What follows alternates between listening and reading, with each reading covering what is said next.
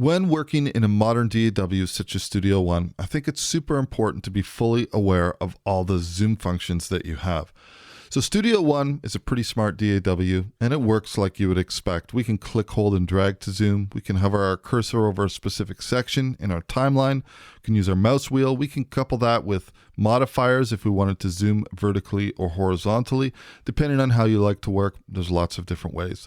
That being said, we also have some other options. If we click the view option in the menu and we scroll to zoom, notice all of these different options that we have over here. I think if you have some spare time on any given day, it's fully worth checking each one of these out to talk about what they do. But what I wanted to do here is just go over a few that maybe have fallen between the cracks. Now, the first tip I have is Shift Option or Shift Alt, depending on if you're working on a Mac or a PC. We have this magnifying tool. This magnifying will allow us to draw this kind of dull range around an area. And then if we let go, it'll zoom to that area. This works across multiple tracks or a single track. So for example, if I just wanted to focus on these three over here, maybe this is a vocal stack and I wanted to make sure it's aligned, drawing that range, it's going to zoom me into that level.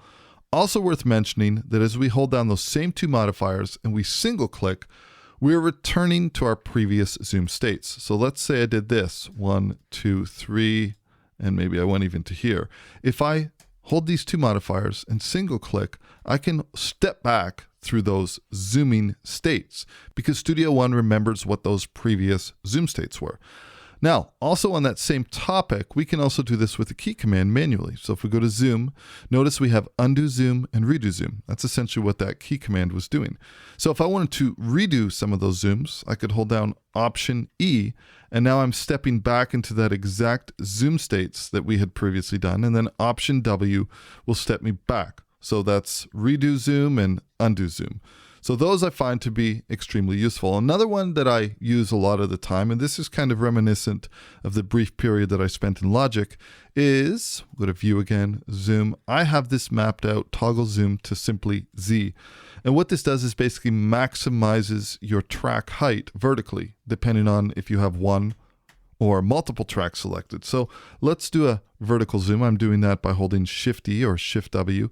Now, if I have, let's say, these three tracks selected, and I'm super small in my zoom setting, if I click the shortcut now, it'll maximize the height of these tracks. And this goes based on track header selection versus just having an event selected. So that's Z, and it'll just maximize the height.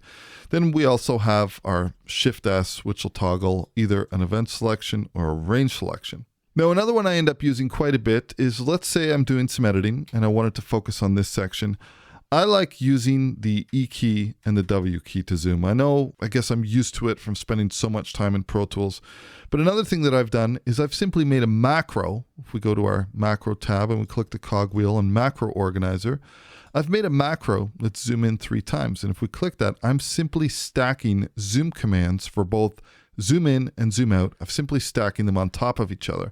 And what this will allow me to do is, let's say I need to zoom into something at a sample accurate level really quick. I can use that, fire that off a couple times, and all of a sudden I'm pretty much at sample accurate zoom states where I'm able to see 0 crossing points at sample accurate level.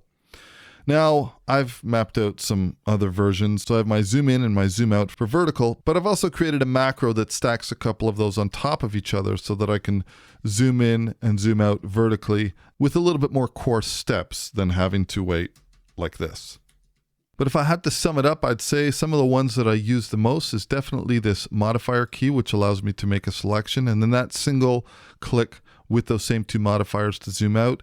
And then, like I said, having the ability to just zoom our tracks to like a full track height if I just need to see something momentarily. But like I said, there are tons of different zooming options, and I would definitely recommend checking them out to see exactly what each one does. Because once you've kind of mastered all these different zoom functions and you've got them mapped out to keyboard shortcuts or maybe a button on your mouse, if you have a mouse that supports it, it can really help streamline your workflow in terms of how quickly you're able to navigate through a session.